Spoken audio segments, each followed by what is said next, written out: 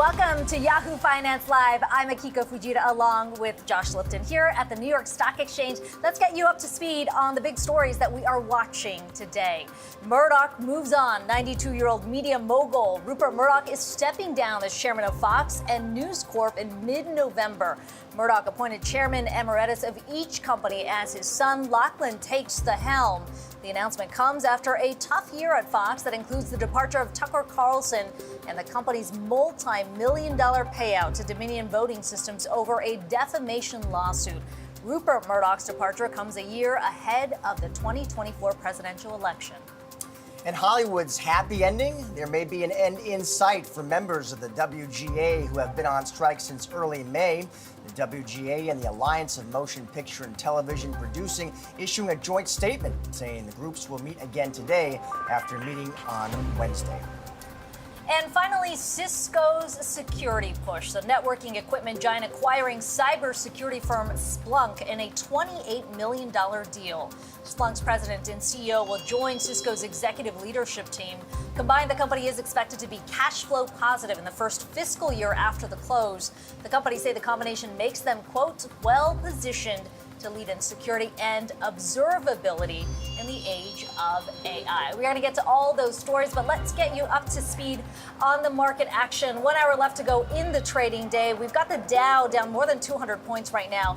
The S&P 500 down 56 and the Nasdaq down 197. A lot of that trade still trickling through from that Fed decision yesterday as investors try to look ahead to that next big path for the central bank.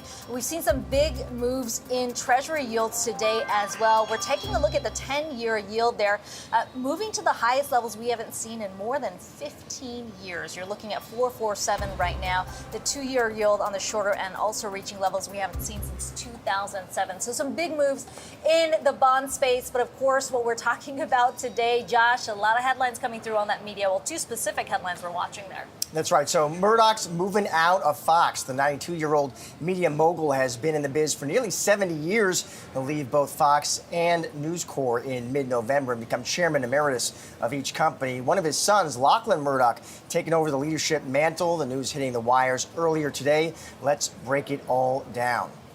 Well, so Josh, I guess the actual timing may be a surprise, but you could argue this transition has been in the works. In many ways, Lachlan's been at the helm in terms of sort of the big decision making.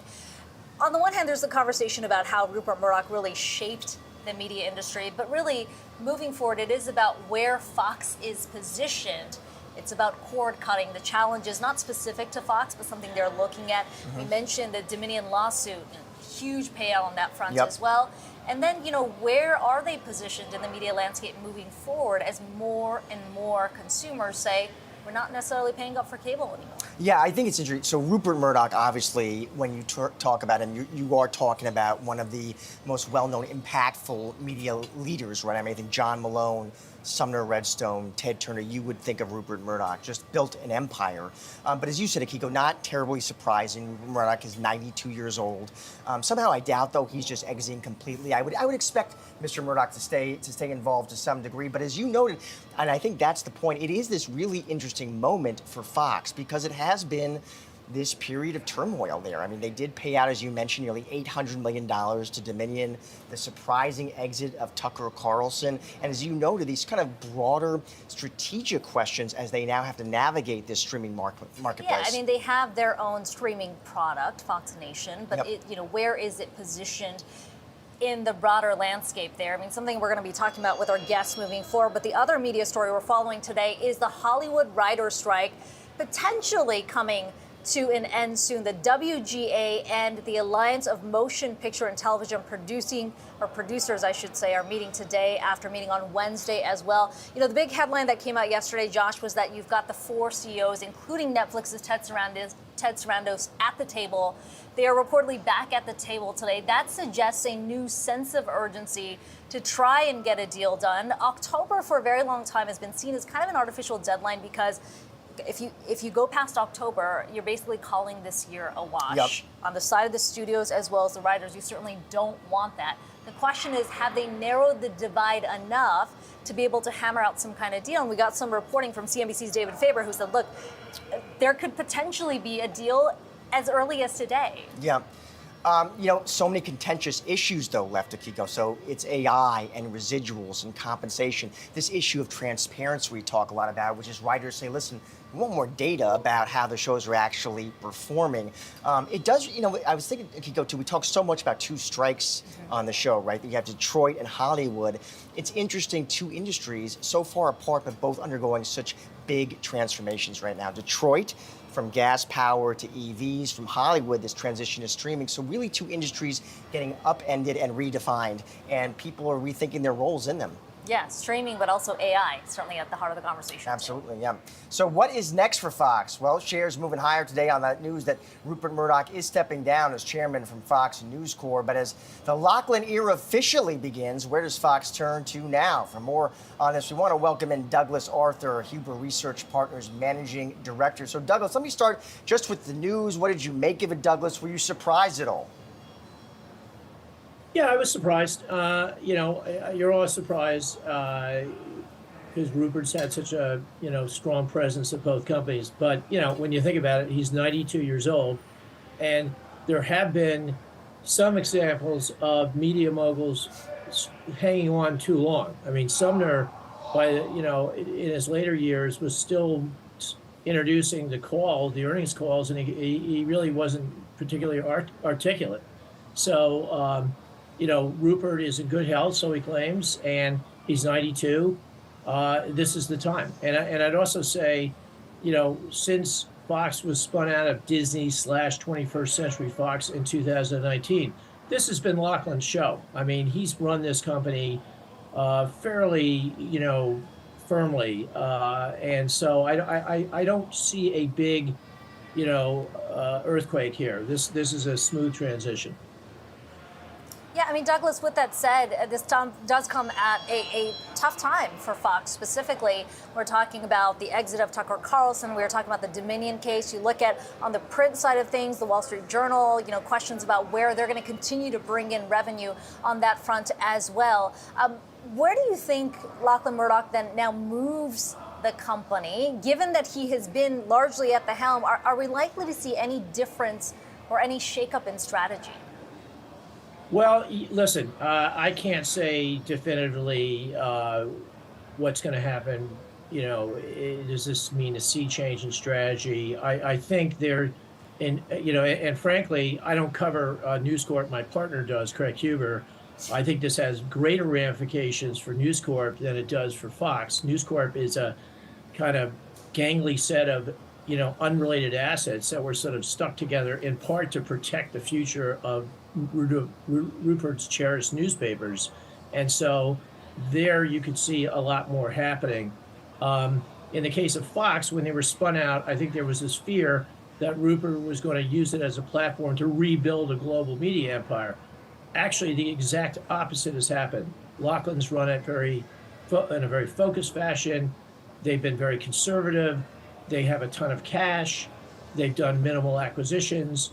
One of the acquisitions they did was Tubi, which is an AVOD. He is not going down the DTC subscriber route, which is extremely expensive. AVOD is capital light, and that's closing in on $1 billion run rate in revenues. So let's not forget that. That's a very strategic asset for them. And Douglas, so it sounds like you think pretty well so far of Lachlan Murdoch's leadership. As you noted, they got tons of cash. As they navigate this streaming landscape, Douglas, what are their other advantages they have there? Well, I think, look, I mean, you guys talked about it up front. They've got 8% declines in their subs in the cable business. And, if you look at the correlation between affiliate revenue growth in the cable segment for them and the stock price relative performance, it's quite high. So that's a real issue. I think what Lachlan stresses is they're building the content around must-see sports and news. And arguably Fox News, you can agree or disagree with its approach to the world, but it is must-see TV for a large group of viewers. So the entertainment has become a very small part of the picture there. So I think they feel good with how they're positioned in the video ecosystem. I think it's fair to say with this drag on affiliate on subscriber growth, that is a strategic issue, which is weighed on the stock, rightly so. And how do they navigate around that? Does Tubi just overwhelm it over time? I think that's one of their kind of strategic, levers right now. And finally, Douglas, specifically on Rupert Murdoch, I mean, it's not often that you see a singular figure build out a media empire over a 60, 70-year period. As this kind of chapter club comes to a close, how would you define how he reshaped the media landscape? Well, listen, I mean, that's far above my ability to comment. But I think he came to the U.S. from Australia. He was extremely aggressive in ways that the kind of clubby media universe wasn't used to. He did things like when he grabbed the NFL for the Fox stations that nobody anticipated. He started Fox News that nobody thought would work. I mean, he's just been a pioneer, and he's been,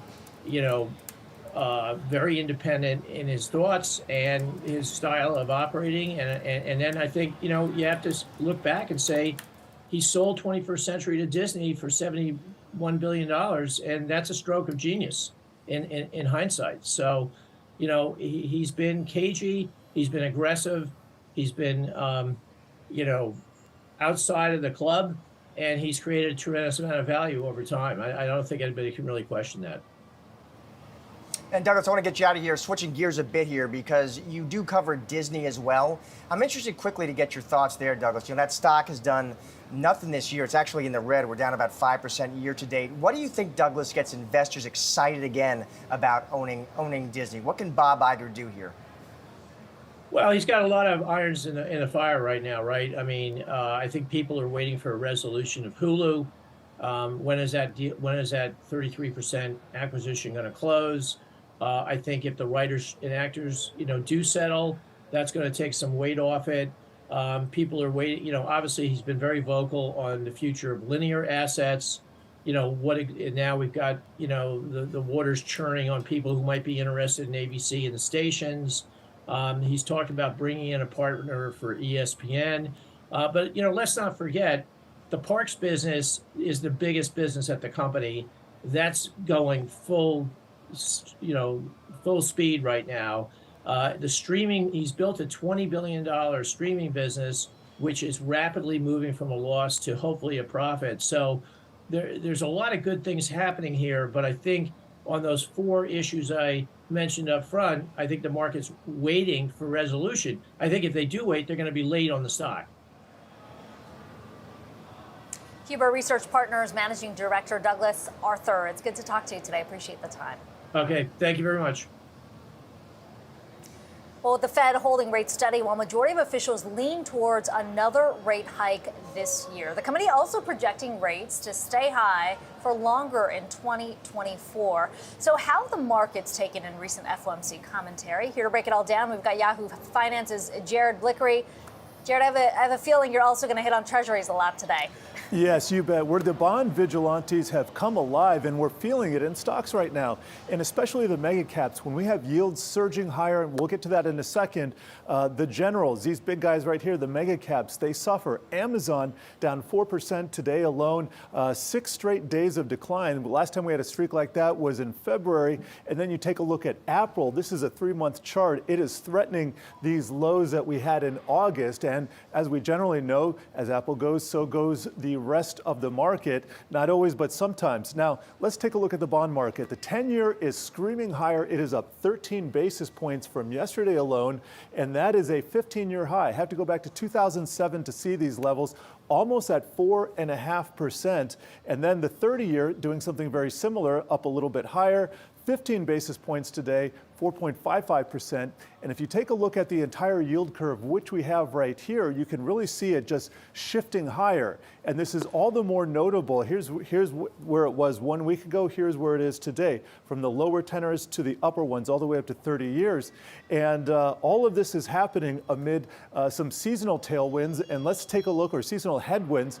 And here we have SPY returns. This is S&P 500 ETF returns around Fed meetings. What concerns me about all of this is last year, 22 to 23, we saw negative reactions to Fed meetings. That's after 2 p.m. Well, that resumed yesterday. And then last year we had negative reactions the day after, like today. However, you can see this year it's been more positive than negative, but at the end of today we're going to get a negative print here. So my concern is that all of this might be forecasting a re-rating of stocks, a repricing of stocks to the downside.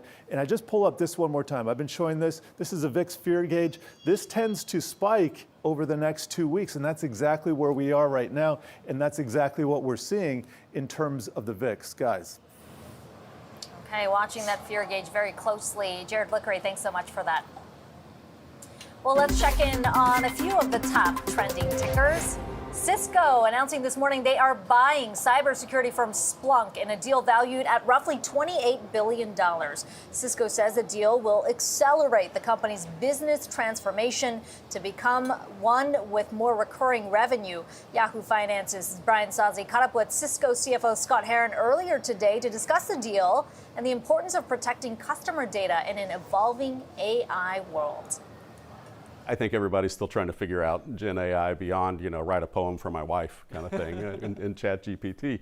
There's no question that those large language models will have broad applicability across every company, and that applicability will come down to training the model, and training the model requires data, and that's why this is such a powerful transaction for us. So this deal announced today, Josh, you've got two stocks moving in completely different directions. Splunk getting a huge pop on the back of this, up more than 20%. I mean, Cisco, we were talking about this off camera, networking equipment giant, really trying to make this transition into software. They have been quite acquisitory, but I know you've been speaking to some analysts who say, I'm not sure this is enough. Yeah, so it's interesting. Lots of headlines here. I spoke to Jim Fish over at Piper, and he covers Cisco. He knows the company's backward and forward.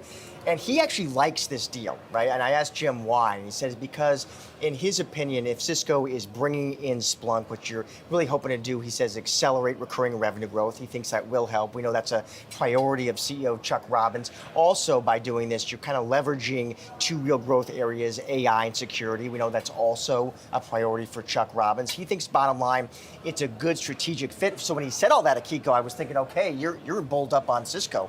He's actually on the sidelines. He's neutral because, yes, he thinks this deal does make sense, but their core networking business, he says, he's not so bullish on. At least in the near term, he sees slower growth there. And he thinks valuation here, it looks fair, but not particularly attractive. So the thinking is that even though they're making this transition to software, at least in the medium term, that core business is still the big driver. He's not quite optimistic on that. Yeah, exactly. I mean, I think he thought the acquisition made sense. It was interesting because he thought also perhaps this opens up M&A for other deals right now. Maybe we get that trickle turns into a stream. Although he said it ain't going to be Cisco after they put down $28 billion. Probably not. Right. All right, well, moving on. Shares of Broadcom sinking after a report that executives at Alphabet have discussed dropping Broadcom as a supplier of AI chips as early as 2027. Alphabet responding to the report today saying it does not see any change in its relationship with Broadcom. This one's interesting, Akiko, for a couple reasons. One is, I think, you heard people saying, listen, what Broadcom actually does takes some skill and expertise. Just because you're a tech giant, you got a lot of smart engineers and very deep pockets, it doesn't mean you necessarily be able to come in and mimic that. And also some folks were wondering, is this real? Was this a real threat by Alphabet in any way, or was it more of, you know what, we're not happy with Broadcom's pricing strategy, let's send a shot across the bow and see what happens? Yeah, I mean, we talk about NVIDIA a lot. Broadcom is seen as the second biggest winner, you could argue, for sure, in this push towards generative AI. This report initially coming from the information, I think, points to one thing, which is just how aggressively companies are trying to move, stockpiling these chips in trying to push forward their products on generative AI. I mean, Broadcom at one point, JP Morgan estimating they could pull in $3 billion in revenue from Google this year alone because of that accelerated buying. You take the headline that came out this morning from The Information, then suddenly it becomes, well, where is that additional revenue coming from? Yeah, the stock has been absolute surging this year, in part on that AI story, so not surprising. You see a headline like this, you see some pullback. Absolutely. All right, well, we're just getting started here on Yahoo Finance Live. Right after the break, Capitol Hill's conundrum. We'll talk about a possible government shutdown with Democratic Senator Jeff Merkley and the Fed's inflation fight. We'll hear how high rates impact the lending environment and get advice from one bank CEO on how businesses should approach applying for loans. And later in the show, Ready Player One actor Ty Sheridan will talk about the Hollywood strikes and his VFX company Wonder Dynamics and its use of artificial intelligence.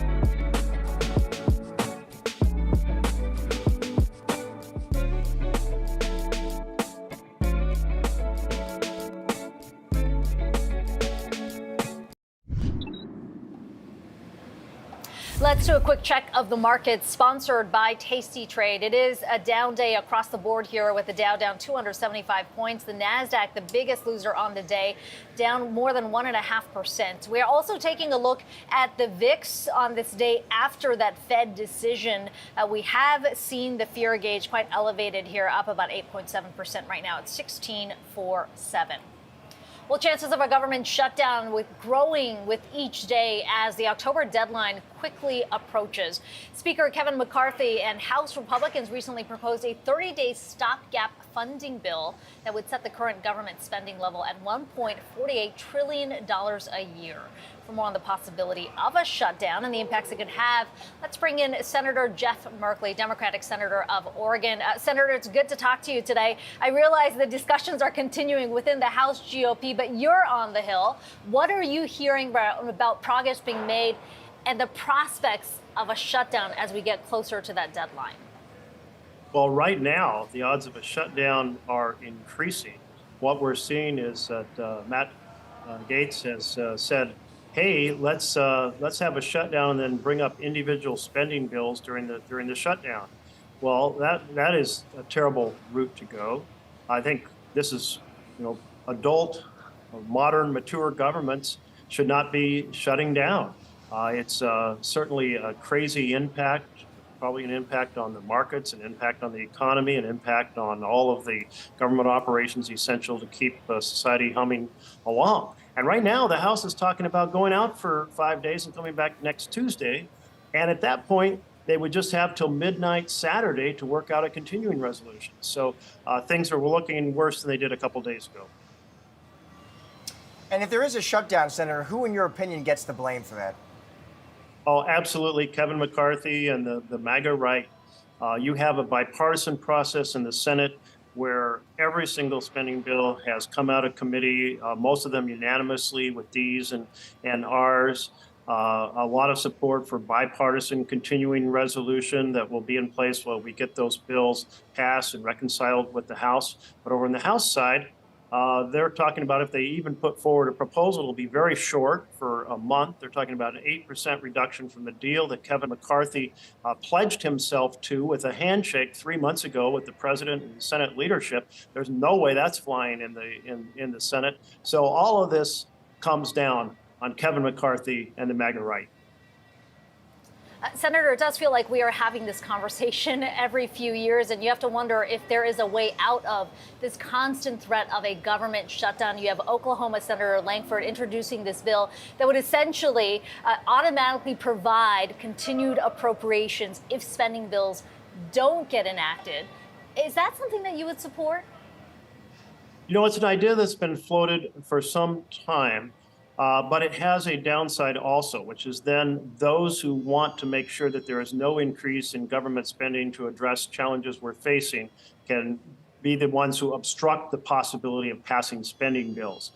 So I wouldn't leap onto that bill. I don't think it's a balanced presentation. What I would say is we should have a process on our spending bills whereby if they come out of committee in a bipartisan fashion, substantial bipartisan support, they are guaranteed to get to the floor with a certain number of germane amendments from each side, and then it would be appropriate to be able to have a vote to close debate. It would still take 60 votes, but you could do all that without the extensive time delays that exist in the current rule. We could do an appropriation bill a day under that type of rule adjustments. How realistic is that process, you think, given the current political environment? I think it's really hard to change a Senate rule, but if there's enough frustration on the Republican and Democratic side to say, this is the way it used to work. It was done, however, by social contract. You bring the appropriation bill to the floor, you have a bunch of amendments from both sides, they pertain to that bill, that means they're germane, and then we say, okay, let's get this one done, because we've got 12 of these to do.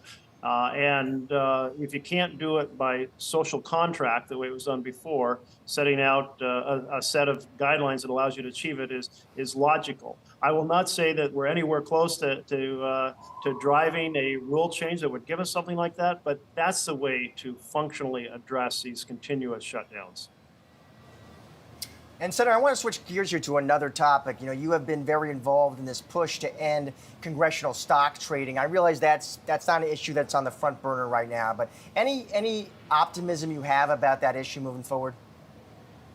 Well, I do have some optimism because we have 24 sponsors on the Ethics Act that would end that stock trading. We have another bill that Senator Gillibrand has done with Josh Hawley that only has 2 people on it, but at least it's bipartisan. I do think that there is a possibility of the committee that has control or jurisdiction here. I've held conversations with the chair. I think he is interested in holding a hearing and a markup, and I certainly am encouraging that to happen. It does feel like we've had a number of bills being introduced, but we haven't really reached that finish line. Is there any way to move the needle, you think, on this particular issue, short of passing legislation? Well, short of passing legislation, no. Senators have their complex financial lives. They have their trusts and their blind trusts. They have their spouses who have complicated lives. They own businesses. Without legislation, they're going to say, I'm just going to keep doing what I want to do. There is some social pressure now from constituents to say, hey, why are you trading stocks? So there may be a little more reluctance in recognizing that this not only creates the opportunity for corruption because you get a lot of special information. Maybe it's not technically inside information. It's always hard to get it, under the law, it's hard to prosecute for inside information. But I hear stuff all the time that makes me think, boy, wouldn't that be a good investment? That's why I don't trade individual stocks. And nobody else should either, because it's not just that members of Congress end up having an advantaged position. It also means that the public looks at it and goes, quite appropriately, that's corrupt to have people writing drug laws and simultaneously trading in drug stocks or getting special classified briefings that tell them what might be happening down the road and deciding to hedge their risk by trading in advance of everybody else. That's just wrong. It needs to end. We are closer than we've been in the past to have a quarter of the Congress or the quarter of the Senate on a single bill. That's never happened before. And so I want to keep this in the limelight. It may take another scandal to put it across the finish line. Well, Senator, we'll be watching closely, and we appreciate your time. That was Senator Jeff Merkley of Oregon. Great to be with you. Thanks. Thank you, sir. And jobless claims have fallen to their lowest level since January to 201,000 this week, indicating a healthy, resilient labor market, even as the pace of hiring has slowed across the economy. Comes as the Fed decided to hold rates steady yesterday, signaling a higher for longer approach and a potential rise by the end of this year. Major indexes saw stocks slide on that news as bonds have had a bounce. To talk the future of the Fed and investing opportunities in the current climate is Philip Komar, global strategist at MRB Partners. So, Philip, let me start with this. Just your general take, Philip. What you heard from the Fed yesterday. What did you make of what the Fed said and did, Philip? Yeah, I mean, the message was pretty clear. It's higher for longer at this point. Now, that's not news to us. We leaned against the recession call, and we thought bond yields were going to respond to this in upward side. So I think that's consistent with what we thought. But what we did think is that the Fed and the bond market were premature in expecting rate cuts. The economy all year long has basically told you that the Fed didn't deliver a knockout blow, that interest rates haven't got to that biting point. The recession scares were premature. The inversion of the yield curve were premature as well. So basically, the Fed's doing what it's done so many times, is pushed out those rate cut expectations. But the reality is that there isn't really a case for rate cuts to even be in the mix in the first place, given that the economy is telling you that it's not enough yet, or it hasn't done enough in order to weaken it. We got the weekly jobless claims coming in today, pointing to still relative strength in the labor market. I mean, that obviously is not the data point the Fed is going to make its move on. But when you kind of connect the dots, the picture that we have seen through the labor market, the economic data that's come in, I mean, where are we? Yeah, the issue is that the soft data earlier this year, so take it the survey data, diffusion indexes, we had a slowdown in the economy. That soft data, those diffusion indexes looked very weak. It got a lot of people excited about a recession or fearful of a recession, including the Fed started to worry about that. The reality, though, underneath the surface is the hard data has told you quite a different picture. Even the interest rate sensitive stuff has started to firm. I mean, housing's had some bumps as of late, but it did firm as bond yields kind of capped out. And durable goods spending is picked up a notch as well, or at least stabilized. So it's all signaling, look, at the economy wasn't enough. When you come to the labor market, that's really important because the Fed's target on inflation is the PCE basket. Now, we're getting some disinflation coming down from pandemic unwinding of goods, and we'll get some rental disinflation. But more than half of the Fed's target basket is that super core or services X shelter. Now, the underlying trend of that correlates with wage gains.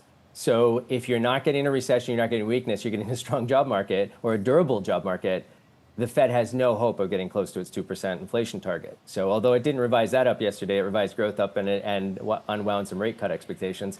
Really, that's the issue for the Fed here. You got a durable economy, inflation's going to bottom out a lot, well above its target. So, Philip, add it all up. If that's the backdrop, how do you put money to work in this environment, Philip? Where are the opportunities? Yeah, I think first of all, you got to address the risk scenario, which is the bond yields. We had suggested that when you take out decisively those October highs of last year, you get into trouble. Now, we flirted with that in the last couple of weeks, and now we're starting to take them out. So as we start to push up towards 4.5, it's a decisive breakout. So now that brings into the uncharted territory risk again, right, where people are uncertain of where that's going. They have reminiscence of 2022, where the 60-40 portfolio was under pressure. And particularly high-flying markets that led the equity rally earlier this year, the long-duration U.S. growth stocks, the Nasdaq, if you will, And so that's what's going to be under pressure here, right? As we come up, we re-rate some of those excessive valuations, the stuff where we're getting longer duration earnings flows that we're willing to pay up as long as growth is weak enough to keep bond yields lower. That's not the situation right now. So when you're putting money to work, one's got to be an element of defense, right? But the other element is find those laggard places of the market that either offer a better valuation cushion to protect against higher for longer bond yields, or places where you're getting greater earnings support. And you can get that outside of the Nasdaq. Aerospace and defense is an area where you've got backlogs of orders for aircraft. You've got lots of demand for that kind of stuff. So there's areas in there. There's energy. Some of your mega caps or large diversified banks fall into that. Some of the laggard spots with value. Go ahead. Sorry. Philip, specifically on energy, I mean, where are you putting money? I mean, is the expectation that the oil prices we're seeing right now will be more sustained, that this could be where we are going into next year? Yeah, I think really where we've been is oil prices got beaten down earlier on the recession scare. We've been unwinding that U.S. recession scare, and so they've been getting a lift based on it. In other words, we didn't choke out the world economy with expensive cost of capital. We still have some weakness in terms of euro area growth and expectations towards it and China. But I think as we go on in the year, both of those kind of come out too. So you end up in a situation where oil is firm. We've been long it. We still think that there's some upside. And that plays in, if you're in the equity side, probably more your energy services stocks, your oil services, where we thought we'd get your better bang for the buck off of it. But oil stocks end up participating. Of course, the caveat to the whole thing is as the world economy strengthens and is perceived to be more resilient than what was expected, you really do have to keep an eye on that cost of capital, because the bond market could be the destabilizing force here. Certainly good points there. Philip Colmar, Global Strategist of MRB Partners. I appreciate you stopping by today. Thank you very much for having me. Well, coming up, higher for longer, or maybe forever. Sure, rates remain unchanged yesterday, but what does it all mean for the rest of the year? We'll explain on the other side of the break. We'll be right back.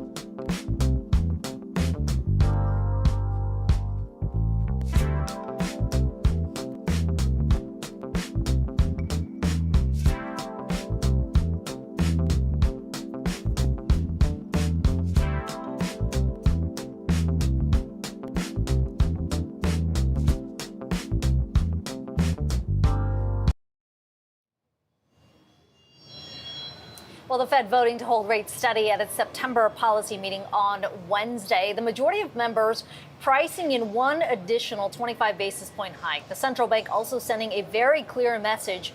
Rates may be higher for longer. So how will these higher rates for longer impact the lending environment? We turn to Frank Sorrentino. He's CEO of Connect One Bank. Frank, it's good to talk to you today. You know, we have heard the Fed chair allude to this credit tightening for some time. You're right in the thick of things. What are you seeing as we continue on with this higher rate environment? It's interesting. I think, first off, thank you for having me on the program. But it's interesting as we speak to our clients here in the New York metro market, for the first time in a very long time, people have to actually factor in the cost of money in their transactions. And so that's the real meaning of higher for longer. It means that there's now a value and a dollar amount that has to be put on a budget line item that people, for the most part, discounted before. And that's impacting a lot of people's decision making, whether it's in business, whether it's a personal purchase. That higher cost of interest in every transaction is going to filter its way through the economy, which is one of the things the Fed actually wants to see happen. We have not had a real cost of funds for a very, very long time. And Frank, what is your take on the U.S. economy right now? You have a really unique read on consumers, small businesses. Are you in that soft landing camp? I am definitely in the soft landing, more of a slow session than any sort of recession. Now, my view may be a little bit jaded because we are in the New York metro market here, and there's a lot of activity here. There's a lot of things going on. There are tremendous positives in this marketplace that we see every day with both our consumers and our small businesses. The sentiment and the level of confidence in the economy going forward still seem to be pretty strong. The basis for that is generally people have jobs, and the vast majority of people feel comfortable that their job is secure, and if they choose to switch jobs, that there's something out there for them. So I think that's the baseline that we work from here, and it's a feel-good economy still to this day. Frank, what does that specifically mean on lending? I mean, what are particular sectors that you are seeing relative strength on? So as you know, Connect One does a lot of construction lending. We do a fair amount of commercial real estate and other types of lending for small businesses, business loans and whatever. And we are seeing a lot of confidence in certainly the housing market, the apartment market. There's still a lot of construction going on that we are still, as a nation, never mind this particular area, very housing short. There's a need for new homes, new houses, new apartments. And so those projects are continuing. The ability to get a project approved today is very difficult. And so those timeframes are very exaggerated. And so, yes, the cost of money is playing a role, but we don't see it slowing down so much, the number of units that are still being contemplated. I think we just saw last week, maybe housing starts slowed up a little bit, but new building permits were at an all-time high. Frank, you mentioned commercial real estate, and I mean, specifically on that, you have seen, I'm sure, the doomsday scenarios that have been played out in the headlines, at least, with concerns about empty spaces, whether in fact payments will be made. How big is your exposure, and how concerned are you about that right now? So Connect One has very small exposure to the office market, which is where the largest concern is. But I will tell you that all the indicators of where things are headed seem to be positive in my mind. If you look at even the vacancies in New York, I think if you look at fact patterns post Labor Day, which I know was only a few weeks ago, but subway ridership, the percentage of people that are returning to the office, receipts at restaurants here in the New York City market are at all-time highs or are climbing. I think those issues are going to work themselves out. Yes, there will absolutely be some juxtaposition within the office real estate space, which is something we don't really get that involved in. But in the rest of the commercial real estate, whether it's multifamily or warehousing or other sectors of that, of what is CRE, I think we're still seeing a lot of strength in those markets. And Frank, on commercial real estate, just another question I had about that. I want to get your perspective. You hear this hot talk, Frank, about rezoning commercial buildings as residential or something else. What do you make of that? Is that real? Look, I think, again, it depends on where we're talking about. In New Jersey, that's been going on for decades, where campus-type office projects have been actually torn down and repurposed into housing, either housing projects or single-family homes or multifamily type projects. Here in New York City, where buildings were designed to be office space, that's a hard sell. It's a very difficult thing, both from an engineering perspective and just a practical solutions perspective, to convert that into housing. There are some buildings where that will work, And I think where it does work, I think you will see those things take place. And Lord knows, New York City needs additional housing. But for the vast majority of the buildings in New York City that were designed for office, I think they're going to remain office. Frank Sorrentino, thank you so much for your time today. That was super helpful. We appreciate it. Great to be here. And automakers closing in on deadline with no resolution in sight. The next 24 hours, crucial for the industry. As we wrap up day 6 of the strikes, we'll break down what to expect next.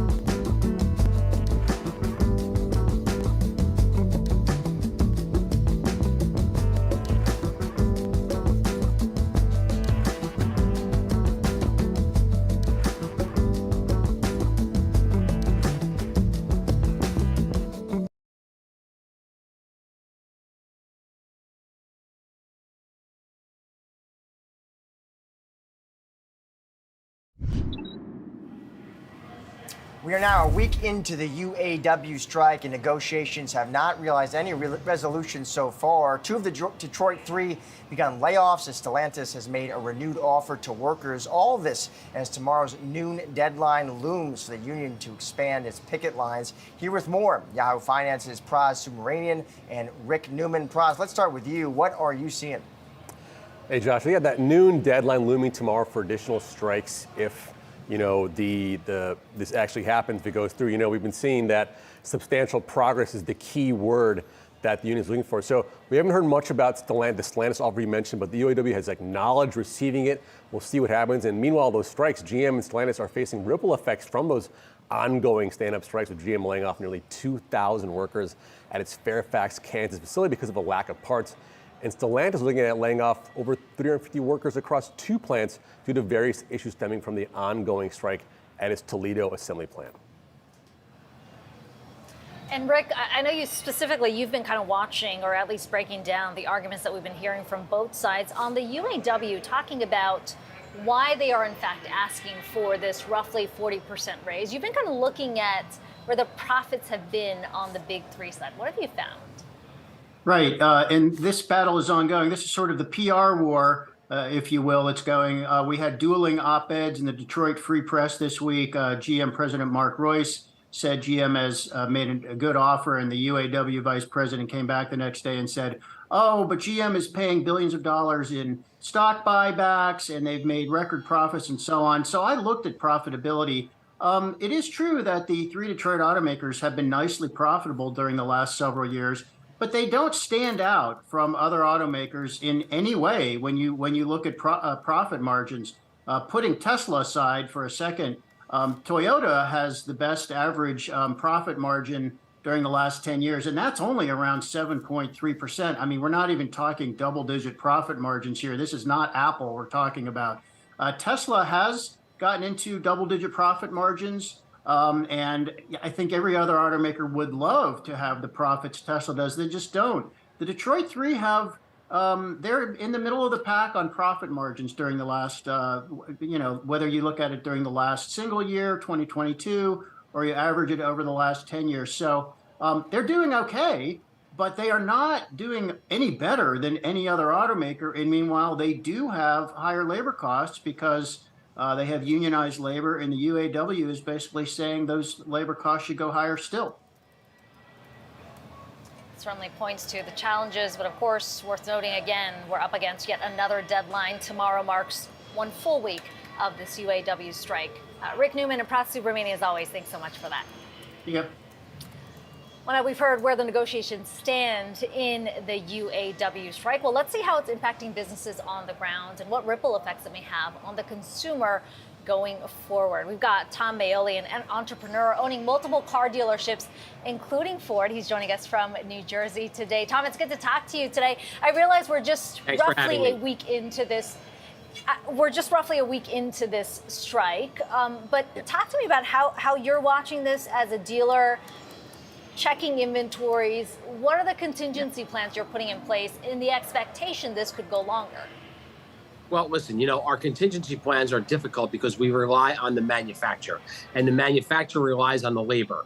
And, the trickle down effect is devastating to the consumer. And, right now I think the manufacturers geared up. They knew this was coming. They produced a lot of vehicles. They have a lot of vehicles in the port, but we're talking about a 60, maybe 90-day supply that they have. We're going to burn through that quickly. But the biggest issue that we're faced with is parts. As these plants continue to shut down, Stellantis is already having issues with parts. They can't get parts to produce the cars. And, you only need to be missing one part and you can't finish the car. But, what happens is if consumer can't buy cars, they're going to have to repair the cars they have. And if the parts aren't available in the dealer's stock, ready to go to repair the consumer's car, you're shutting down the transportation system. It's catastrophic. People need to get to work. They need to get their children to school, and it becomes very costly. We're going to see car prices and repair prices rise. They've already risen from the chip shortage and COVID, and now we're going to see it happen again. And Tom, I'm interested in what demand has been like for you. You hear about the consumer. There's a lot of cross currents, Tom. There's, on one hand, low unemployment and strong wage gains. On the other hand, yes, rising energy prices, higher borrowing costs. What's business been like for you? Well, listen, demand, supply and demand in the auto industry is very interesting because an automobile has a life cycle. And, during COVID, and a lot of people went out and they bought their leases out. And that life cycle is coming to an end. You can only drive a car for so long. You can only repair it for so long. And it's coming to an end. We're seeing that in our repair shops. They're busting at the seams. People need new cars. And, this strike is going to put another damper on the whole, not only business, on the cost to the consumer. And that's the concern out here. It's the cost to the consumer. And, I think, what the union's asking for, what UAW is asking for is unsustainable. Yes, the manufacturers have record profits, but, they're all chasing this EV insanity that the Biden administration has put forth. Ford's expected to lose $4.5 billion in their EV division this year. If you put that up against their profits, it's not that much. And, they continue to be forced to build this infrastructure for EV that the consumers are not adapting to. And Tom, you led me right to my next question, which was I'm interested, what's the demand for your dealership, Tom? Is it for the gas-powered trucks? Is it for the EVs, the electric vehicles? What do you see? Well, listen, it's for the gas-powered trucks. Consumers are coming in. They do not want EV. They don't trust it. The infrastructure is not there. The charging stations aren't there. They have range anxiety, listen, no one knows the value of a used electric vehicle. So once it rolls off the lot, the depreciation is catastrophic on electric vehicles. So no one wants to touch that. So, the electric vehicle market, is hitting a brick wall as we speak. manufacturers can't sell them, dealers don't want to take them, consumers don't want them. So it's a little bit of an issue, and the Biden administration needs to step in. And then they need to look at this mandate, because that's unsustainable. What the unions are asking for is unsustainable, and it has to come to some kind of halt, because at the end of the day, the consumer is the one that's taking it on the head. Tom, you were talking initially about what the inventory looks like, a 60 to 90 day supply is I think what I heard you say. There has been other discussions here about whether, in fact, if this is a prolonged strike, who stands to benefit. There's plenty of foreign car makers that don't operate in unionized shops. You've got multiple dealerships, not just Ford. What are you anticipating on that front? Does the customer move in an opposite direction the longer this goes? Well, listen, you'll have some deflection, you'll have some defection, some consumers will go to other brands. But, I have to tell you, some of these UAW shops produce parts for foreign cars. And so that's going to hurt the foreign side also. So, yes, there will be some deflection, but some of the people will wait it out. They'll try and keep their cars repaired, but if the parts aren't available, that becomes an issue. The used car market is going to skyrocket, because that's going to dry up. If you can't get a new car, people are going to be out buying used cars. They need transportation. You can't shut the transportation system down. And Tom, initially you were talking a bit about what the lending environment is. You said, look, during the pandemic, a lot of drivers bought out those leases. They're now sort of looking at being able to trade up. Obviously, with the rates high, you're talking about taking on a whole new loan at that point. Where does that then move? Is it about going back to used cars? I mean, what are you hearing from your customers coming in through the door to say, look, I need a car. What are my options? Well, listen, what they're doing is they're feeling a lot of pain. And they're not only feeling it on the car side, they're feeling it on the mortgage side, they're feeling it on food in the supermarket. So again, it's the consumer that's taking it on the head. But you're looking at payments that were $400 that are now $850 for the same car. The cost of the car has gone up. The interest rates have gone up. So, the monthly payments have skyrocketed. And what the consumer has been doing, pre-UAW strike, is trying to repair their car and keep it on the road and spend less money than the higher payment. And it's a balance. Ultimately, what happens is as the mileage goes up, the repair costs climb, and then the consumer sits down and they realize, wait a minute, I'm spending more than it would cost me to buy the car and make the payment. And that's when they make that decision. Tom Maley, we thank you for your time today. That was great. Thank you so much. Thank you for having me. And coming up, the closing bell on Wall Street. We're checking in on the latest market moves and the top trending tickers. Stay tuned.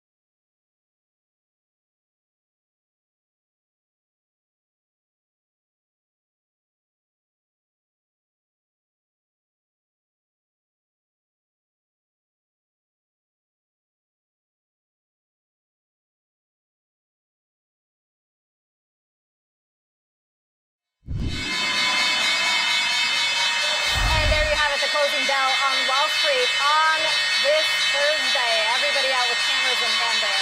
Phones in hand, I should say, on the floor of the New York Stock Exchange. Let's do a quick check of the market sponsored by Tasty Trade. You saw those losses accelerate into the close here. The Dow closing down more than 1%, the Nasdaq down nearly 2%, and the S&P 500 down 72. This as investors continue to try to digest what came through from the Fed.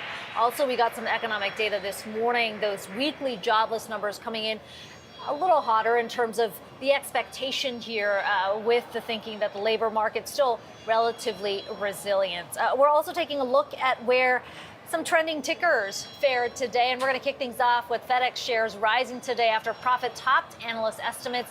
The company boosted the low end of its earnings forecast. Strong analyst commentary this morning helping boost the stock as well.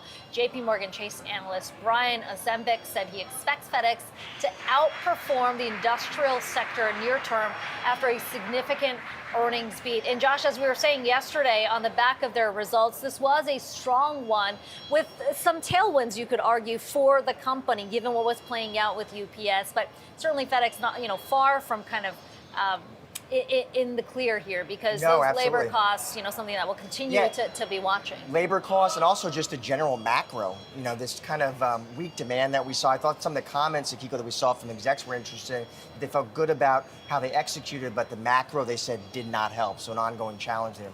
Moving on, shares of Amazon closing the day in the red. That's after 3 executives were added to the FTC's lawsuit against the tech giant and cloud giant. A 6th straight day of declines for Amazon matches their longest losing streak since the end of February. Stock has been pulling back amid growing speculation that the FTC will file a major antitrust suit against Amazon. Yeah, and this comes a day after we saw Amazon drop that merchant fee. Roughly 2% is what was expected to take shape coming in October. We're seeing some parts move here with Amazon as they go towards this expectation of a lawsuit. Obviously, Google already in that antitrust case, but you have to wonder how much of that self-correction happens moving forward for these companies, knowing that the FTC is continuing to build that case. Yeah, of course, we have these reports. The FTC is considering filing that big antitrust lawsuit against Amazon soon. And interesting, Akiko, because when we talk on Yahoo Finance, the analysts who cover the name, yes, they say it's an overhang, but some of them have been crunching the numbers, and they think, let's say, even if the company is broken up, some of the folks we're talking to think by their numbers worth 148 to 193 a share. So some of the street, yes, it's an overhang, but they're not too worried. We'll see. And for regulation, always the expectation this is going to be a long-term play, right? It'll play out over weeks, exactly, or years. You're right. Let's take a look at Tesla's shares today. They are moving lower on a report that the EV maker has drawn up plans to make and sell battery storage systems in India. According to Reuters, Tesla submitted a proposal to officials seeking incentives to build a factory in India. Elon Musk continues a push to enter the country. And Josh, I realize we've been so focused on India being sort of this next big opportunity for tech companies, but also Tesla. But you could argue that India, as well as many other countries, have really been chasing those green dollars coming in. Tesla's kind of at the forefront of it. This announcement today, or at least this reporting coming through from Reuters, points to that opportunity these countries see.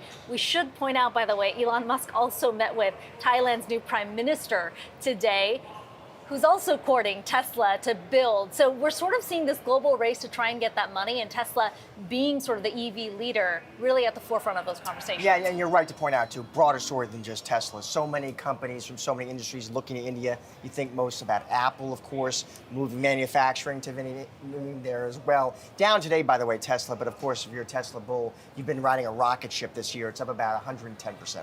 Yeah. 110%. Not bad. Not bad. Stronger growth prompting Fed officials to project interest rates will stay higher for longer in 2024. This spelling bad news for already struggling banks. Here to break it all down is Yahoo Finance's David Hollerith. David. Hey, Kiko. So, with higher for longer interest rates, I think, what we see is what we have seen for the past year since the Fed's interest hike campaign began, which is that deposits leave the banking system. And the main issue with this it has been obviously that there's a key source of funding that's missing from banks. Banks aren't making loans at this point. Lending overall is pretty flat, but smaller banks have actually been able to get back a lot of their deposits in the last quarter, and they've been doing this by tapping into the brokered deposits market, which is sort of a lesser known area where essentially a third party broker matches up a bank with customers sort of looking for the highest rate. So it becomes kind of an exclusively rate driven situation. And because banks have been relying on this more to keep depositors, as we see interest rates stay higher for longer, we expect this to become an increasing part of sort of what it looks like as a bank's funding base, especially for smaller banks. And the important thing to look at just in the past year is that, as of the second quarter, brokered deposits of total deposits are really only 6.5%, which is kind of the historical average for the last 20 years.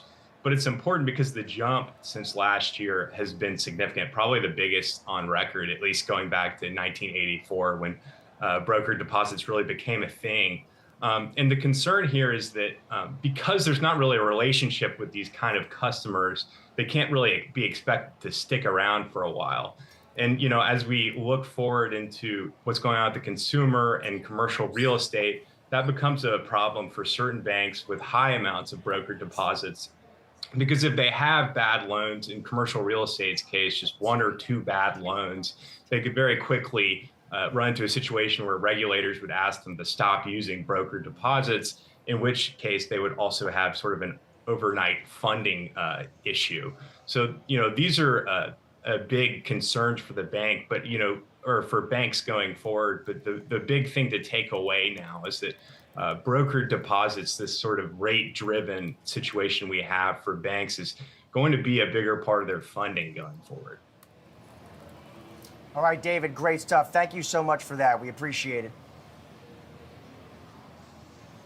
And Fed Chair Jerome Powell saying the Federal Reserve will proceed carefully on the path for interest rates. And while Powell declined to say he expects a so-called soft landing for the economy, Fed's economic projections imply confidence in that possibility. Here to discuss what may come next for the Fed, we have Nick Timros, Chief Economics Correspondent for the Wall Street Journal. So, Nick, let me start off by just getting your reaction to what the Fed did and said yesterday.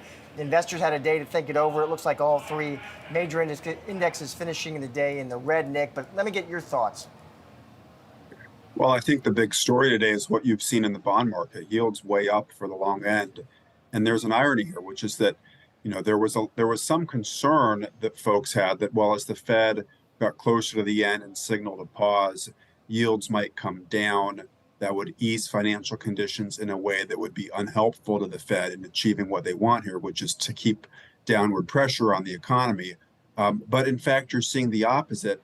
The market has moved closer and closer to where the Fed has been for a while, which is that it would take longer to get on top of the inflation problem. And so the Fed wouldn't cut as soon as the market has anticipated. And so what you're seeing now could actually lead to the tightening in financial conditions that we didn't get earlier when the Fed was raising rates faster, but the market was saying, well, you'll cut sooner. And so you didn't see, mortgage rates rise nearly as much as they have in the last few weeks. Is that in some ways the market doing the work for the Fed? Absolutely. I think that's absolutely right. And so I do think it calls into question, this debate now over whether the Fed's going to go up again this year. You had, a clear majority in the economic projections yesterday, 12 officials saying they thought they'd need to go again, 7 who didn't. But that's also, that's a pretty sizable group on both sides. And so I think the data is going to be in charge here. And I'm not sure you can have a lot of confidence that the Fed will do what they said they would do in the dots unless you have a lot of confidence that the economy will perform according to the assumptions. I think the dots tell a story about sort of one economic outcome, one set of outcomes. And so if the economy unfolds according to that set of outcomes, then the dots are a pretty good guide for what the Fed's going to do. But that hasn't been the case over the last 18 months. The economy's behaved differently, I think, from how everybody who was, putting down those projections anticipated. And so you've seen a higher interest rate path. And Nick, we always like to pick apart the words from the Fed chair, even the day after, in terms of comments we got. You highlighted the fact that we heard him say proceed carefully multiple times in that press conference. But the other line that kind of caught my attention is when he said, ultimately you only know when you get there, when he was talking about where that end goal is. What does that say about the visibility the central bank has into where the economy is headed right now, or the uncertainty? Well, I think there's a lot of uncertainty in terms of why hasn't the economy responded more to what the Fed has done. If we were having this conversation 18 months ago when the Fed was lifting off, and you had said, you'd come from the future and said the Fed's going to raise interest rates by 5.25 percentage points, and we'll still be at 3.8% unemployment, which is where we were in March of 22. I don't think a lot of people would have believed you, including at the Fed. And so I thought it was interesting, at the end of the press conference yesterday, when Powell was asked why the economy hasn't been more responsive, he offered 3 reasons. One is that the neutral rate might be higher. One is that the policy response to the pandemic might have just fortified private sector balance sheets against the rate increases the Fed has had. And the other is that rates just haven't been restrictive for long enough. And I think, you could take a little bit from all of those categories to explain why the economy's held up better than people expected, given how quickly the Fed has raised interest rates. And Nick, a lot of folks who come on Yahoo Finance, and we've heard from some today, so business leaders, economists, strategists, they really believe we're heading for this soft landing where inflation returns to that 2% target without a downturn. You've written, though, Nick, about how actually achieving that soft landing, that is actually rare, you say, and tricky, right?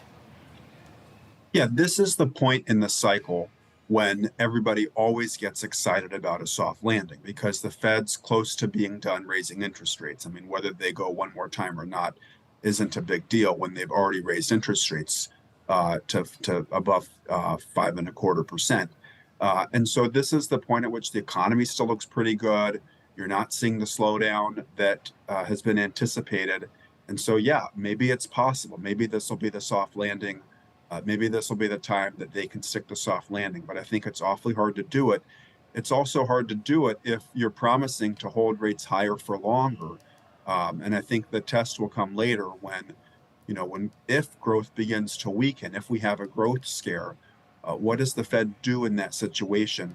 No one really knows yet. Finally, Nick, we've been watching energy prices really closely with several analysts now calling for $100 a barrel. The Fed chair yesterday sort of weighing in on the fact that, look, it really depends on how long this is, whether it's a short-term spike or something that's a little more sustained. I wonder what you're hearing behind the scenes about how big of a concern this is in terms of what it means for the reacceleration of inflation. Well, I mean, I think in recent years, the Fed hasn't been as concerned about higher oil prices because we do produce more oil than we used to. And so it doesn't have maybe as much of the negative effect as it has. By the same token, the Fed is worried about inflation expectations. Gas prices really play a big role in the year ahead inflation expectations. So it is a concern. I thought it was interesting yesterday when Powell was asked about 3 downside risks. They were oil prices, the auto strike, and a government shutdown. And he said, oh, yeah, I'll give you 2 more. He threw 2 more on the list, which was higher long-term interest rates and the student debt, resumption of student debt payments. So, he sounded like somebody who's clearly aware of these downside risks right now. And I think that adds to the questions around whether the Fed's going to have to go again. Yeah, we heard him say there's a collection of risks that are on the horizon there. Wall Street Journal's Nick Timrose, is always good to talk to you today. I appreciate the time. Thank you. Thanks for having me. Well, coming up, Microsoft's bet on generative AI is getting even bigger. Find out what that will look like on the other side. We'll be right back.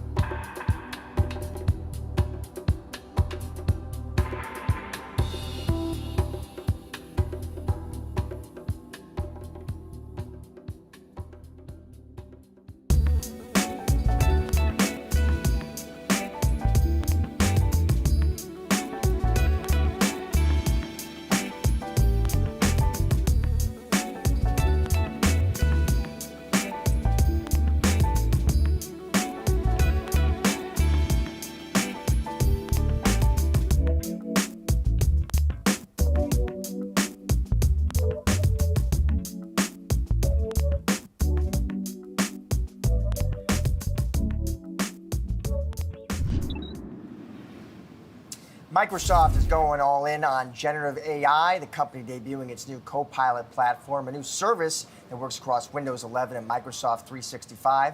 Microsoft says Copilot is designed to help users better organize and interact with all of their data. Yahoo Finance's Dan Howley had a chance to speak with Youssef Mehdi, Microsoft's corporate VP.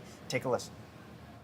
Today it's really about kind of two things. One is in this age of AI and Copilots, like you talked about, reimagining everything that we do.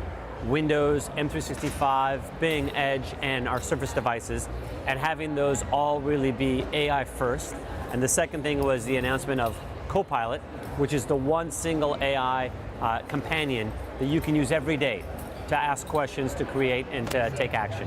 So I guess, where is Copilot going to live? I know it's in Windows 11, it's in Bing, it's in Edge, Outlook. Where is it going to live for the average person? When are you going to interact with it? Yeah.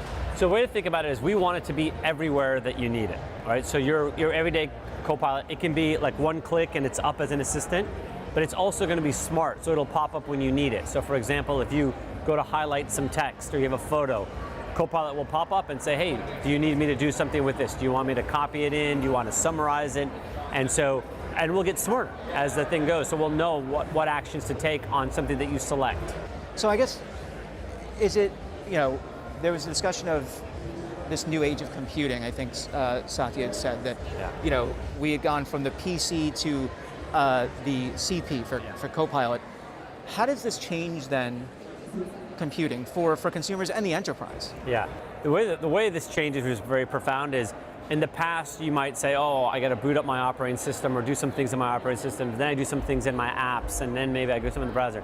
Now, over time, you're going to end up going just to your Copilot.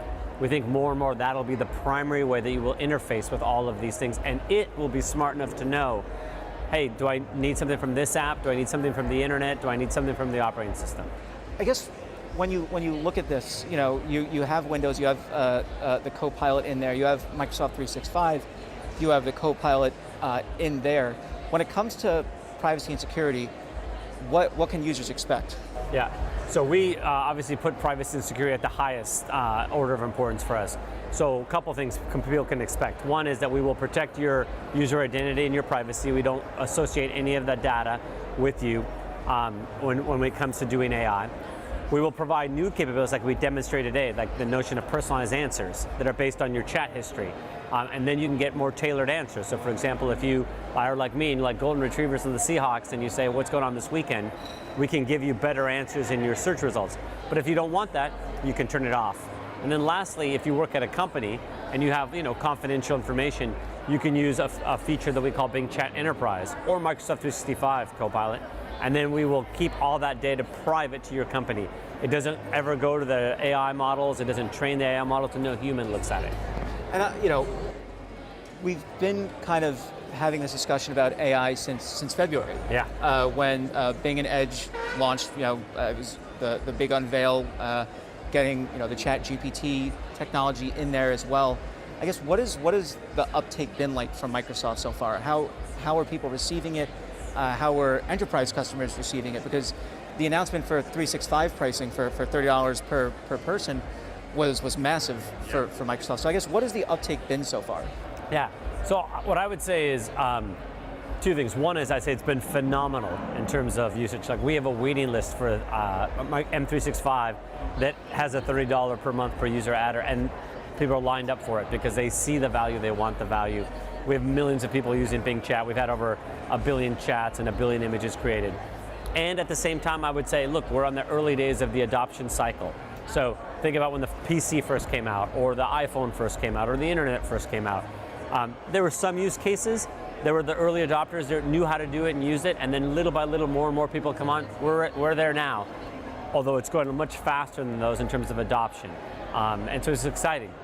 And, just as a final, on stage you kind of said that it reminded you of the 90s. Yeah. With kind of the explosion of new softwares, new types of computing. I guess, is this the future of the desktop, the PC? Like, is it going to be something where, I have my PC, I have my desktop, and I have my Copilot here, or is it going to be where, you're on Copilot, and you're going to eventually kind of work through that primarily? That's a good one. We're going to find out is the honest answer. But the way I think about it is more and more and more, you'll just have your AI assistant that you will probably interact with for a big part of how you use your PC. So, you'll wake up, you'll say, hey, summarize my emails of the day, tell me what's hot, tell me what I got to go take action on. Then you might say, tell me the news of the day. I need to create an email for my daughter. I need to get some things done. Hey, play some music for me. And so all that will be done through the Copilot. You won't be necessarily going start button, mouse clicking. You'll be doing that. Dan Howley joining us now for more on the AI Hive. Dan, what else did you hear from Microsoft today? Yeah, I mean, it was the rollout of these kind of AI copilots is the way they're phrasing it. And, as Yusuf said, this is a way for you to interact with your PC, eventually maybe your smartphone, because they've been rolling out these kind of features to smartphones as well. And this is going to be kind of not necessarily your only way of navigating your computer, but a huge part of it. And I think one of the things that struck me was it's not just your ability to ask it questions and have it reply to you, or to summarize data that you may have collected from emails or text conversations.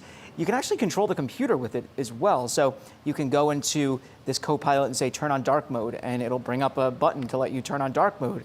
Connect a printer, it'll pull up a button to let you connect a printer, which frankly is the worst thing on the face of the earth, connecting a printer to any kind of computer. And then, connect a mouse, it'll do that as well. So it's all of these capabilities now that they're trying to wrap into these copilots. And when I spoke to them, they said they're disparate copilots at this point. There's a copilot in Outlook, there's a copilot for Office or Word, there's a copilot for Windows 11. The idea, though, is for them to eventually bring them all together so that you have one singular copilot that's able to gather all of your information from disparate places. So I think that is going to be the moment where people go, wow, this technology has really taken off and is providing me with a sense of just overarching understanding of all of your data. And then, I should also mention they did announce hardware at the event as well. I think the AI obviously stole the show, but they announced two new Surface products, the Surface Laptop Studio 2 and the Surface Go 3.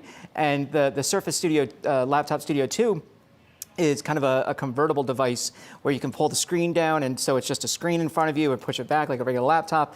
And they're basically marketing it as a MacBook Pro competitor, and they did a live demonstration between a MacBook Pro with an M2 chip, an M2 Max chip, and it beat out the MacBook Pro with the M2 chip. So they're fighting on two fronts here, where they're saying AI is going to be the future for the software, and we also have the hardware to back it up. But we'll have to see what the hardware side of things goes, because it's not exactly a money making proposition for them at this point. Dan, the long list that you went through certainly points to the reach that Microsoft has right now. But it's interesting to me to see how their technology has been utilized, because that really points to the use case, especially on the enterprise side. What did you hear from Yusuf about how the adoption is going in that space when you talk about generative AI specifically? Yeah, they said that they're seeing a lot of uptake from enterprise users. He said you heard the Microsoft 365 wait list.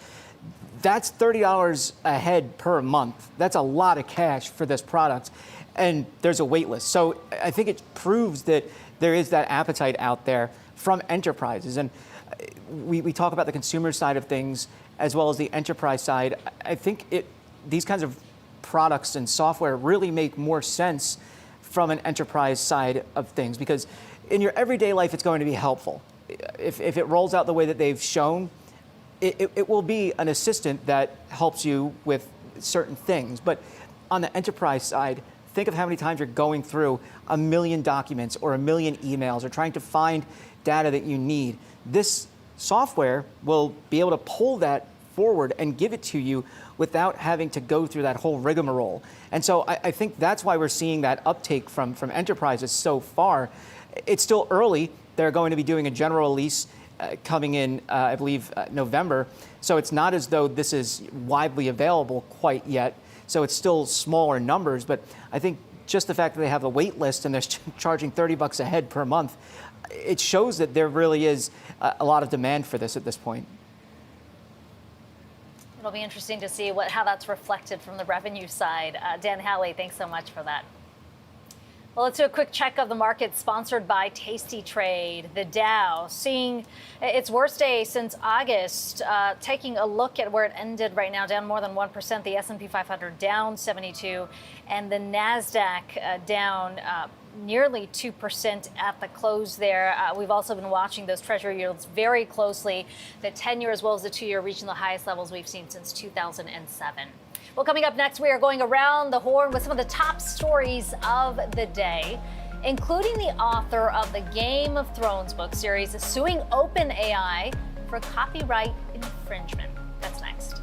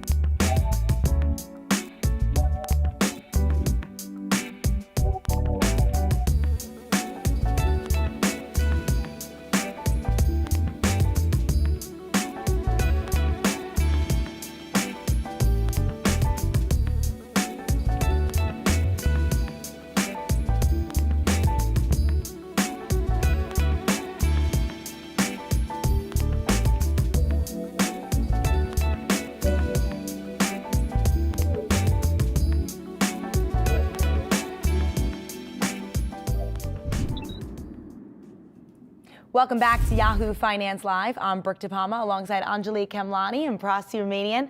We're taking a closer look at 3 top trending stories. Pras, you're here with the first. Yeah, probably the buzziest story today. The king is dead. Long live the king, I guess. At least in Fox News, the Fox world. Rupert Murdoch, the 92-year-old sort of founder of the company, stepping down from his dual role there, handing everything off to Lachlan, his son. He'll be the new chairman emeritus, I guess, for Lachlan. That's his new. For Rupert, that's his new role there. But, I saw an interesting take about this story about how, this sort of happened at the right time because Rupert Murdoch himself his influence is sort of waning these days on all right-wing politics. He used to run everything.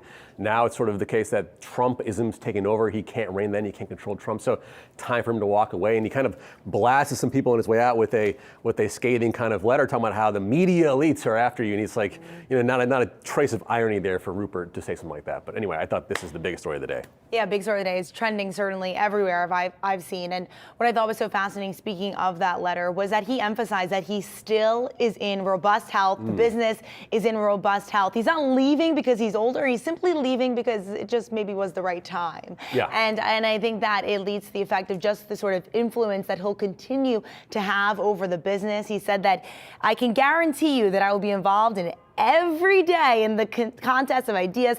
And he's also said you can expect to see me in the office late on a Friday afternoon. So certainly speaking to the work ethic that got him to the position that he's in and the empire that really he's built. And a lot of our experts saying across the board today, just the true influence that he's had over the media culture in the last 70 years. Before you say that, the Succession memes write themselves. I mean, I'm still going to be there Friday afternoons. Yeah. What is he talking about? It's true. And to that point, I think that, it kind of tells you where we are in the political sort of field right now, what's going on. The fact that you can see that clear waning of power, to your point, I think that tells us what we're in for this upcoming election. So it's not just the media world that's going to be impacted by this, it's politics too, and you're seeing it firsthand. And I think that that's pretty fascinating. I mean, you think Joe Biden's old? Rupert's 92, and he's still kicking and saying he wants to still be around. He sees what's going on. He wants to have integral hands in the parts of all the companies still as that chairman emeritus. So it should be interesting to see where it goes. But I mean, if you're Lachlan, you're saying, hey, do I finally get the reins here? Am I finally in charge? And I think there's other reporting talking about how this actually isn't the end of the battle there. The son James, daughter Elizabeth also might be vying for more power there. It's not said and done yet, I guess. Going back to the succession theme, and also what does that mean for Fox and for these other brands, and what power do they hold then with this sort of new world of media that we're in? So I'm interested to see sort of how we pan out, because we know in the media world what's going on, right? And so how is that perceived with his stepping down as well? Yeah, and also a lot of experts today just simply weighing in on, he made a business around two things that people love to watch, news and sports. And I think when you think of it that way, it seems so simple, but obviously over the past 7 years, he's built something that continues to trend well with consumers, continues to be a want and need. And when you think about that $71 billion acquisition of the business back in 2017, I mean, what a robust opportunity and acquisition that he made in his lifetime. Yeah, and real quick, the streaming world kind of emerging right now, and people stepping like Iger stepping away, coming back. Will Rupert come back, right? That's the question. Yeah. That is the question. We'll stick around and watch it all. But from news to beauty, I'm taking a closer look at shares of Coty today. The company raised its 2024 year outlook, and Bank of America weighing in with a note today saying, quote, we are encouraged by Coty's ability to provide a more bullish outlook above its medium-term targets just 4 weeks after providing initial fiscal 2024 guidance. They also noted, we expect Coty to continue to steadily execute on strategic pillars, which should allow the company to deleverage over the medium term. Now, the company now expects sales growth to be between 8 to 10%. That's up from the guidance that they previously set of up 6 to 8%. And I really think this just speaks to the boom in the beauty industry that we continue to see. I mean, it's been amazing. Just post-pandemic, people said, during the pandemic, people weren't going out as much. And now to see this stick on nearly 2 years later is pretty fascinating. And I think it tells you actually where we are now, because going to your point, yes, beauty is on the rise, and especially a focus on diversified products, right? You're talking about different ethnicities, different skin tones, different textures, different lifestyles. There's so much more out there than what we probably grew up with, right? Which was just like drugstore products or high-end products. Those were your only two options. And now, especially with social media, there's so much access to different companies, and that has really helped, a lot of companies get off the ground, get bigger, and it's so much easier to just chop and click. Why wouldn't you see a growth in that sector right now? Yeah. I saw some mentioning of fragrances, that business sort of growing. But one thing I didn't see, and maybe I'm wrong, but I didn't see anything but the Kardashians or Kylie Jenner. And I know they want to get their piece back out of Coty. I didn't see any sort of tail end effects because of that, or any kind of headwinds because of the fact that they want out these two biggest names that are attached to the brand. I don't know what you guys think about that. You have to wonder what sort of impact that'll have on the business. I mean, obviously, it hasn't been as much of a driver as it once was when they first bought into the business. But I do think that, speaking to what Anjali said, is that these sort of companies, these sort of startups that Coty has taken on in recent years really has made them step up and rethink the existing brands that they have in their portfolio. And I think that, really as we make way into the future, end of the year into 2024, it'll be interesting to see the impact that maybe a potential sale like that has on the company. In addition to that, what sort of momentum that they continue to pick up. I mean, when you think about gift sets opportunities around the holidays, and when you think about the fragrance in general, they have so many brands like Burberry, like Gucci underneath their portfolio. So they're really diversifying the offerings is quite easy for a brand like Coty. I think the biggest sector for them that they haven't touched yet, men. Yeah. I'm telling you. Big business, Coty. Well, and for me now, you guys, I know we're completely moving away from something as fun as beauty to OpenAI. I'm like, oh, okay, Anjali, I'm back to beauty anyway. We're back to being nerdy for my sake. We've heard, of course, of authors that have been suing for copyright infringement, and George R.R. Martin, who we know, of course, Game of Thrones, recently threw his name in the ring as well, joining others like my favorite, John Grisham. So, you know where I stand on this. But it really does bring on a conversation about what large language model is doing for the world. What are we gaining with the potential possibilities with what is being put into these systems and where it's coming from? It's all of our data. It's our data. It's things that are, to the point of the authors, copyrighted, that they have to learn from, because that's what the internet essentially is, right? It's all this data all in one place. And so I think that this has larger implications, including in healthcare, which we know I cover, and I think that that's going to be something really interesting to kind of watch. Well, I think on the face of it, looking at the case, the authors have a pretty strong case, right? It's straight up copyright infringement, reuse without their authorization to be repurposed by the AI model, and then the AI model is printing out unauthorized copies of their work, slightly changed. So sounds like it's a pretty open shut case against OpenAI, but is the cat out of the bag now, right? So many other AI models are out there probably scheming the same stuff. Don't even mention Russia and China. They're already doing it. So I feel like it's maybe too little too late. They might win this case, but it's already too late for the authors. I'm afraid to say, even for us as writers, our materials will get ripped already up and subbed into AI. So it's kind of a no-win situation, I think. Yeah, and when I read the statement that the Authors Guild put out, I mean, they said that the median full-time author income in 2022 was barely over $20,000. And when you hear something like that and think that these AI generative models are using these authors' work, they're not the big names like you mentioned. These are the small guys. These are the authors who are looking to make a living by writing. And now it questions really the future of the industry, the future of the writing industry, and even the media industry. If this takes on to the next step, and of course there's ones who make more than that and ones who make even less than that, and so really I think it'll be interesting to watch how this all plays out, but ultimately some regulation might be needed here. Well, we're clearly hearing a lot about that, and I think it also speaks to how we're living society. I mean, we kind of gave away our privacy, right? Going back to the early days of social media, what is your content? What belongs to you? This is kind of the next step in that conversation, I think, as a society, that we're coming to terms with. If we want the freedom or the convenience of technology, then what are we trading out for that, and how far are we willing to go? I think that's the conversation we're essentially having right now with this lawsuit. And I'm sure we'll talk about much more of this on Yahoo Finance Live, so stick around. More details coming up on TechCrunch's annual Disrupt conference. This one, speaking of AI, that's their prime focus. Stay tuned, we'll have more on the other side of the break.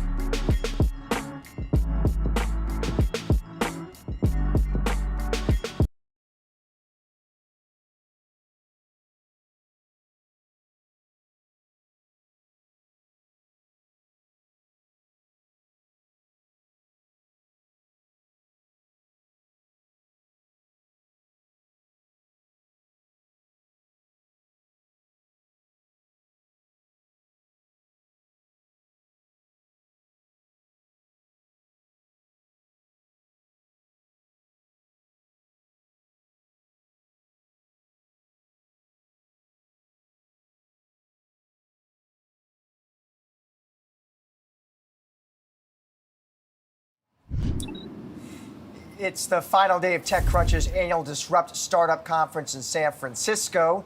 Disrupt brings together startup founders, investors, and tech entrepreneurs looking to discover what's next in business. TechCrunch is owned by Yahoo, which is also the parent company of Yahoo Finance. Here with the biggest topics at the conference is TechCrunch reporter Alex Wilhelm. Alex, let's start with the obvious here. How are entrepreneurs talking about AI at the conference?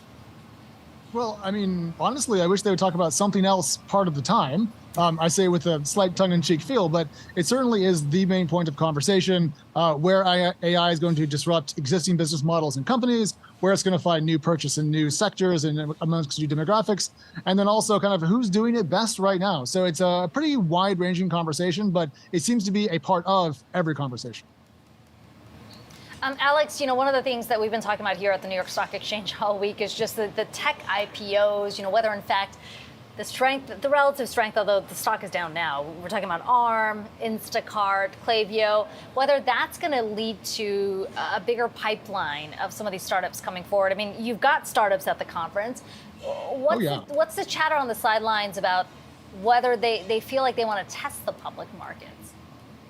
Well, the founders that are here are a little bit more early stage than companies that are going to be thinking about going public. But I have been talking to a lot of venture capitalists who are also here who do have a later stage portfolio.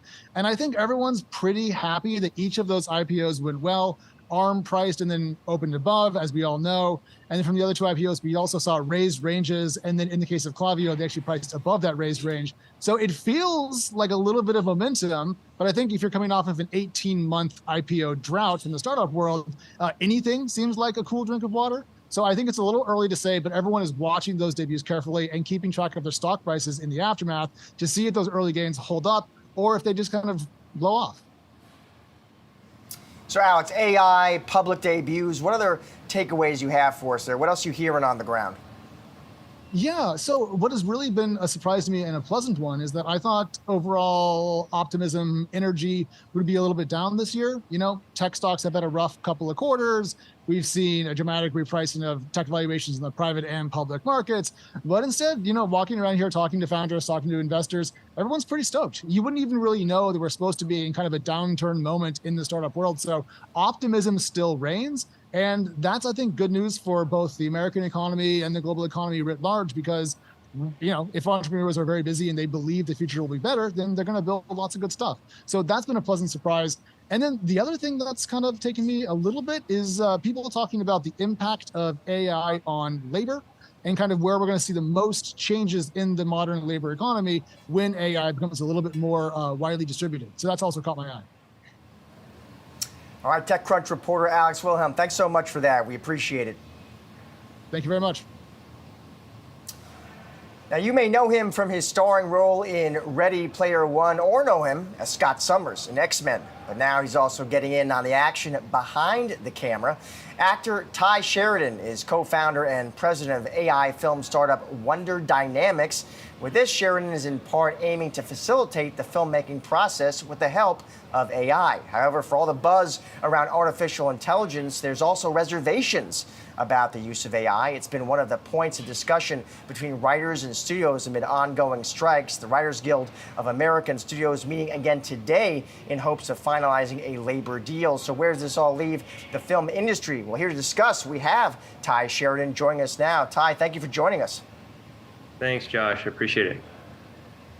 Ty, let me just start with Wonder Dynamics. It's such an interesting company. I'm just interested in the backstory here, Ty. How did you come up with this concept? And my understanding is, Ty, the idea is, okay, let's offer AI tools to filmmakers so they can create these really high-level visual effects, but on a much smaller budget.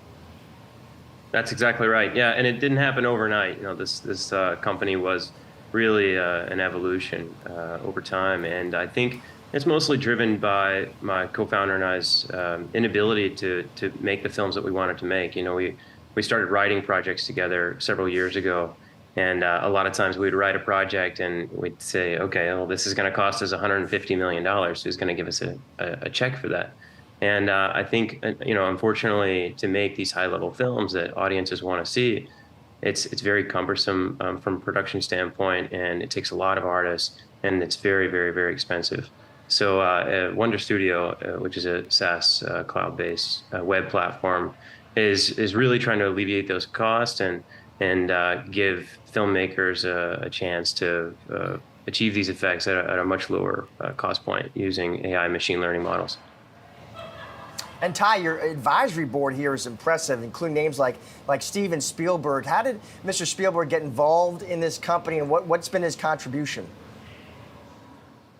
Well, in 2016, I worked on a film called Ready Player One, and that he directed. And so that was mostly where I got familiar with motion capture and some of the cumbersome nature around motion capture.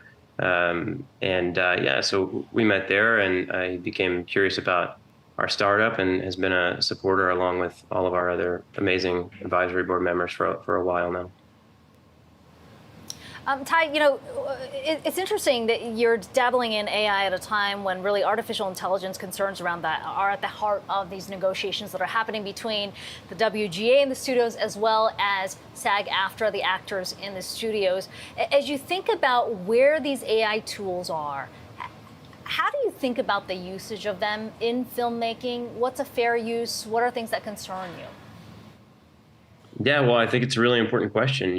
I think that technology has always been pushing this industry forward. It's allowed us to tell stories that we weren't able to tell before. And I think going all the way back to the advent of the camera, so I think that technology, that AI really is another tool that artists can use to be a supportive tool in their process to help them achieve things that they've never been able to before. But of course, I think that we have to adopt the technology responsibly. And I think that the artists and the technologists really need to come together and be having an enlightening conversation around this. And so I think it's really important to question the ethics. I think for us, the artist is still very much a part of the process. We're not replacing actors by any means. We actually use an actor's performance to then drive CG characters, and the process is automated, already lit and compose actors within that frame. There's also this concern, at least within the discussions between the actors and the studios right now, about the use of AI, particularly for background actors. Essentially the concern is you just scan the actors and then are able to sort of put them in the background without necessarily compensating them for their image and likeness. Where do you think is a fair point that both sides can get to? I mean, if there is still a divide on that very issue, where do you see the conversation moving? Well, I think it's a great example of a very unethical way of using AI. I think that, as technologists, and the industry has to be respectful to the artist process. And I think that's what the unions have made it very clear that they're doing. They're doing their job by protecting their members and holding out to ensure that they have those protections in place. I think that we tend to focus on where AI poses a threat to us, as we should be concerned. But I think we should also be emphasizing how much it can help us. And I think the thing that I'm most excited about is the expansion of the market, giving news storytellers accessibility, new opportunities, and actually creating new opportunities for actors to maybe play CG characters in films that were up until this point very expensive to make. So I think those are the ways that are very exciting, and I'd like to see more AI technology being used, but of course only to support artists in that regard. Actor Ty Sheridan and founder of Wonder Dynamics, it's good to talk to you today. I appreciate the time. Yeah, you too. Thank you. Well, coming up, it is closing time here on Yahoo Finance. You don't have to go home, but you can stay right here with us. We're going to recap the top stories of the day and what you need to know going into Friday. That's coming up on the other side.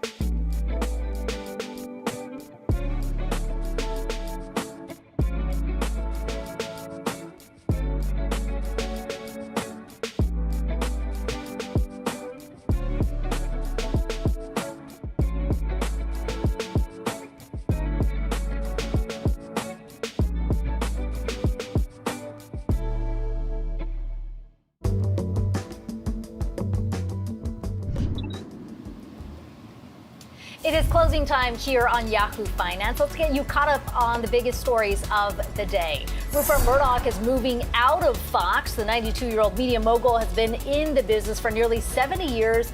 He will leave both Fox and News Corp in mid-November and become chairman emeritus of each company. One of his sons, Lachlan Murdoch, will take over the leadership mantle.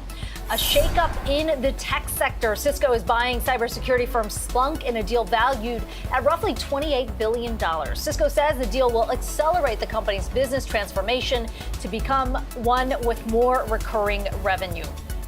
And housing hurdles are lingering. Mortgage rates remain above 7% after the Federal Reserve paused their interest rates amid the higher rates. Housing demand has cooled off and builder sentiment declined for the first time in several months. And time now for what to watch Friday. Another deadline looming for the United Auto Workers Union and the Big Three, Ford, GM, and Stellantis. UAW President Shawn Fain warning this week that if substantial progress hasn't been made by Friday's noon deadline, the union would add additional locations to its stand-up strikes. And turning to the Federal Reserve, investors can expect a slew of Fed speak. Investors can look forward to remarks from Fed Governor Lisa Cook, Boston Fed President Collins, Minneapolis Fed President Kashkari, and San Francisco Fed President Daly. Meanwhile, on the economic front, U.S. manufacturing and services PMI data out Friday morning. Data for the month of September is expected to edge higher. This coming after services and manufacturing PMI saw a drop in August. And lastly, keep an eye on the Powerball with the jackpot at $725 million. This makes it the 8th largest prize in the history of the game. The next drawing is scheduled for Saturday night, September 23rd. We'll have to wait to see if there's a lucky winner this weekend. I gotta get in before that, right? $725 million. What are we doing here, Josh? Akiko, if I win, you won't see me, just so you know. That'll do it for Josh and I here at the New York Stock Exchange. We'll be right back here tomorrow at 3 p.m. Eastern in coverage leading up to and after the closing bell. See you tomorrow.